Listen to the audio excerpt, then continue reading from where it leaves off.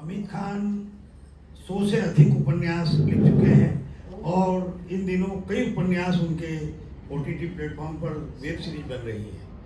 एकता कपूर हो, बड़े बड़े निर्माता निर्देशक अमेजान हो, नेटफ्लिक्स हो, सभी उनके उपन्यास ले रहे हैं, उसके राइट ले रहे हैं और उन पर वेब सीरीज बन रही है। उपन्यासकार तो हैं, गीतकार भी हैं, साथ ही साथ लेखक भी हैं और निर्देशक भी हैं। एक फिल्म भी निर्देशित की है अमित खान जी ने। अमित खान जी को इसलिए जल्दी बुलाया जा रहा है क्योंकि उनके जो फैंस हैं बचपन से अमित खान जी के उपन्यास पढ़ रहे हैं, भोपाल से आए हुए हैं। तो 2 शब्द पहले आप कहिए कि आप बचपन से जो इनके पाठक रहे हैं, इनके उपन्यास में आपको क्या अच्छा लगता है, उसके बाद अमित खान जी को सुनाइए। 2 मिनट में आप अपनी बात। हाँ, बड़ी बात है कि कोई पाठक अगर आए मिलने स्पेशली मुंबई,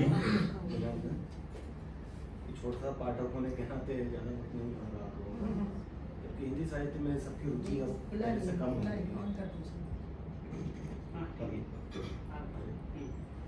हिंदी साहित्य में जबकि रुचि आजकल लोगों की कम हो गई है, तब ऐसे कार्यक्रम में शामिल होना अपने आप में बहुत बड़ा फख्र का विषय है। अमित खान साहब का बहुत बहुत शुक्रिया कि जो यहाँ लेकर आए, इन्वाइट किया। अमित खान साहब के बारे में क्या बोलूँ, पूरा स्कूल टाइम इन्हीं के किताबों में पढ़ते हुए बीता।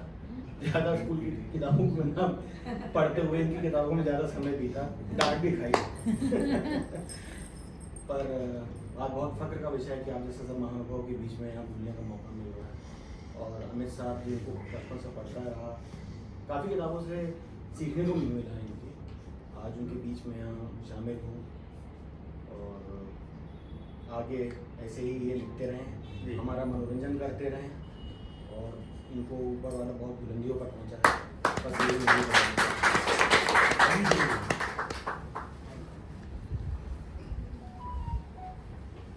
हिंदी की विकास यात्रा पहले इस संबंध में बोलूँगा मैं। होता क्या है कि हिंदी को लोग बहुत कम करके आंकते हैं, मुझे ऐसा लगता है। वो बुराइयां शुरू कर देते हैं कि हिंदी का विकास नहीं हो रहा, ऐसा नहीं हो रहा। प्रॉब्लम कहीं ना कहीं मुझे लगता है कि शायद हमारे अंदर होती है और हम चीज़ें भाषा के ऊपर डालते हैं। जैसे हिंदी, मेरा थोड़ा अलग मत है, मुझे लगता है हिंदी अंग्रेजी क्यों नहीं बने। अब मैं एक नया विषय अगर बोलूं कि नो डाउट अंग्रेजी हमसे बहुत आगे है, तो ये भाषा आगे नहीं है, मुझे ऐसा लगता है। होता क्या है कि हम व्यक्ति पीछे रह जाते हैं जो उस भाषा को लेकर चल रहे हैं। चूंकि वो ब्रिटेन था और ब्रिटेन ने पूरे दुनिया पर साम्राज्य किया, तो हम उन लोगों के आदी हो जाते हैं, उस परंपरा के कायल हो जाते हैं जो, तो उनकी हम भाषा भी मानने लगते हैं, उनका आचरण भी मानने लगते हैं, उनके पहनावा भी हमारे ऊपर आ जाता है। अगर ब्रिटेन की जगह अगर हमारा भारत होता जिसने पूरे विश्व पर इस तरह साम्राज्य किया होता, तो पूरे विश्व में हिंदी चल रही होती। तो इसमें भाषा की कमी नहीं है, हम व्यक्तियों की कमी है। पहले तो मुझे लगता है कि अगर आज हिंदी समृद्ध नहीं हो रही है, हमें, अगर मुझे नहीं लगता हिंदी समृद्ध नहीं है, मैं बोलूँ अगर किसी को लगता है तो उसके पीछे हम ही जिम्मेदार हैं कि हम अपने व्यक्तित्व को इतना बड़ा क्यों नहीं करते कि लोग उसका अनुकरण करें, लोग उसके अनुयायी बने और उन हमारी हर चीज को, हमारी भाषा को, हमारे पहनावे को लेकर आगे जाए। तो पहली बात तो मुझे लगती है हिंदी की विकास यात्रा की लघु कहानी पिता वाली। हाँ, दूसरी बात मुझे ये लगती है कि जैसे कभी हिंदी की विकास यात्रा की जब बात होती है, आप लोग चूंकि बड़े साहित्यिक और अलग दुनिया से हैं, तो मेरे जैसे व्यक्ति को पता नहीं आप लोग कितना जानते हैं। तो लेकिन हमारा जो जासूसी उपन्यास है, तो जब सबसे हिंदी की विकास यात्रा की बात होती है, तो मेरे अंदर से जो सबसे पहला शब्द निकलता है वो ये निकलता है कि हिंदी की विकास यात्रा तो मैं खुद हूँ। चूंकि मैं पिलखवा जैसी एक छोटी सी जगह में पैदा हुआ, जिसका आप शायद लोग नाम भी नहीं जानते होंगे। जानते, अच्छी बात है। हाँ, रास्ते में, और वहाँ चादरों का कारोबार है, टॉवल का कारोबार है, बहुत बड़ा कारोबार है। तो उस छोटे से कस्बे में रहते हुए मैंने हिंदी जासूसी उपन्यास लिखने शुरू किए और बहुत बचपन से लिखने शुरू किए। क्योंकि मेरी 12 साल की उम्र में मैंने पहली कहानी लिखी थी, छप गई थी। 15 साल की उम्र में मैंने पहला नॉवल लिखा, वो छप गया। तो मुझे 16-17 साल की उम्र तक तो कमलेश्वर जी जैसे, जो बहुत, मैं जानता भी नहीं था वो कमलेश्वर जी, वो मुझे छापते थे, गंगा मैगजीन निकालते थे। तो मुझे पता ही नहीं था कि ये वो कमलेश्वर है जो सारिका के कमलेश्वर है। नव भारत टाइम्स, पंजाब केसरी में इतना छपने लगा था 9th स्टैंडर्ड तक में कि मैं अपने स्कूल के अंदर हीरो था हकीकत में। क्योंकि जो बच्चे थे वहाँ, जो टीचर थे, वो भी बड़े गर्व से बातें करते थे। जो लेडी महिला थी या पुरुष थे कि ये 9th स्टैंडर्ड का बच्चा है, देखो उसकी कहानी आज फिर नव भारत टाइम्स में आई है, आज फिर पंजाब केसरी में आई है। तो जब मैं छोटा बच्चा था, मैं एक और खास बात बताना चाहूँगा। तो परिवार में इस बात को लेकर, हिंदी की विकास यात्रा के संबंध में बोल रहा हूँ, हमारा परिवार में इस बात को लेकर बड़ी चिंता होती थी कि यार ये बच्चा है, इसको लेखन में रुचि हो गई है और हिंदी लिखता है। हिंदी को लोग ये समझते हैं कोई कमाई क्या करेगा, कि हिंदी लिखता है तो इसका भविष्य क्या होगा। जो किसी भी पेरेंट्स को, चूंकि मैंने जीवन में लिखने के अलावा कुछ नहीं किया आज तक, कोई जॉब नहीं किया, कोई बिजनेस नहीं किया, समझ कुछ नहीं किया, सिर्फ और सिर्फ बचपन 12 साल से जो लेखन की यात्रा शुरू हुई है वो आज तक लेखन ही चल रहा है। तो कहने की बात यह है कि परिवार में बड़ी चिंता होती थी कि बच्चा बड़ा होकर क्या बनेगा, इसका भविष्य क्या होगा।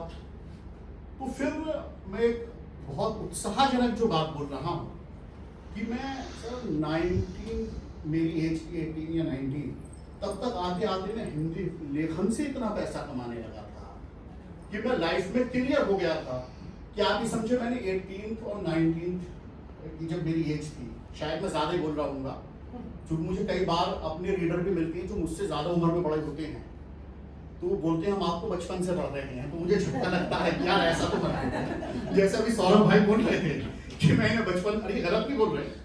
तो ऐसे बहुत रीडर हैं, हजारों के हिसाब से रीडर हैं जो इनसे भी ज़्यादा उम्र में बड़े हैं।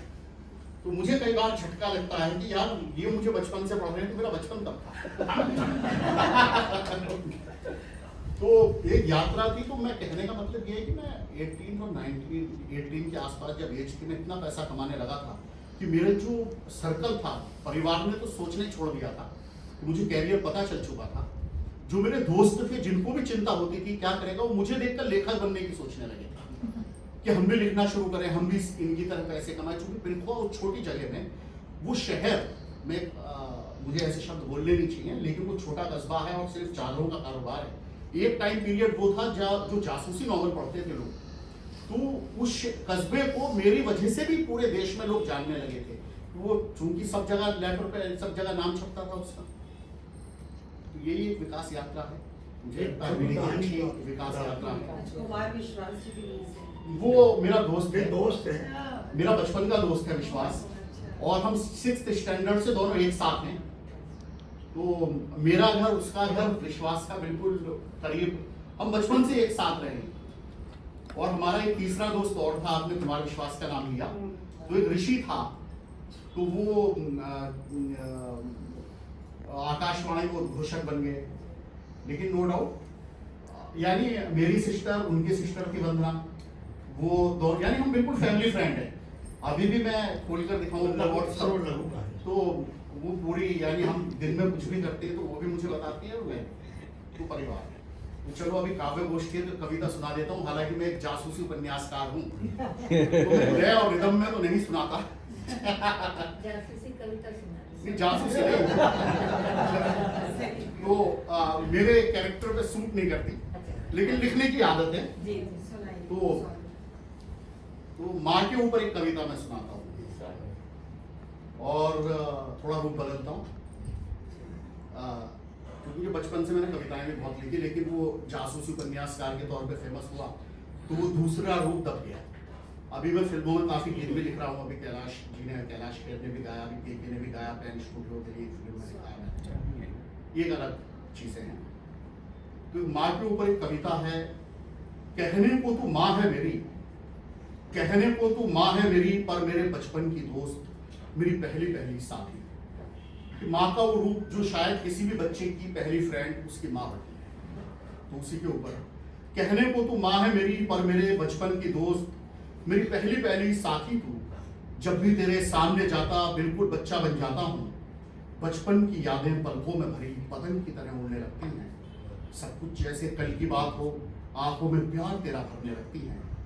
जब भी मैं रोता उदास होता, तू तरह तरह के मुंह बनाती, कान पकड़ती, कभी उठाती, कभी मुझे हंसाने के लिए कुर्ता पहनकर बापू बन जाती, खुद भूखी रहती, मुझे खिलाती, रात में जब नींद ना आए तो भूत का डर भी मुझे दिखाती, रोज नई नई कहानी सुनाती, तू ही मेरे सब खिलौने, तेरे से ही थे सब सपने सलोने, कहने को तू माँ है मेरी पर मेरे बचपन की दोस्त, मेरी पहली पहली साथी तू। आज बहुत दोस्त है मेरे, आज बहुत दोस्त है मेरे, पर तेरे जैसा कोई नहीं है, न कोई तेरी तरह इठलाता है, न कभी जोकर बन के हंसाता है, मेरा ऐसा भी कोई दोस्त नहीं जो भूखा रह के मुझे खिला दे या खुद जागे और मुझे सुला दे। कहने को तू माँ है मेरी पर मेरे बचपन की दोस्त, मेरी पहली पहली साथी तू। जब भी तेरे पैर में छूता मेरे सारे बिगड़े काम बन जाते। अरे आज समझ मुझे आता है, तू कोई साधारण औरत नहीं, तू देवी है, तू सम्मान है, तू आरती है, तू अजान है, तू सातों तीर्थ सातों धाम है।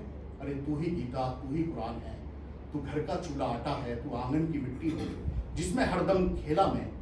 तू कभी ऊन का गर्म स्वेटर, कभी गद्दे की रुई बन जाती, खुद को धुनती, खुद को बुनती, पर अपने अंग में मुझे समेट कर एकदम प्यारी नींद सुलाती।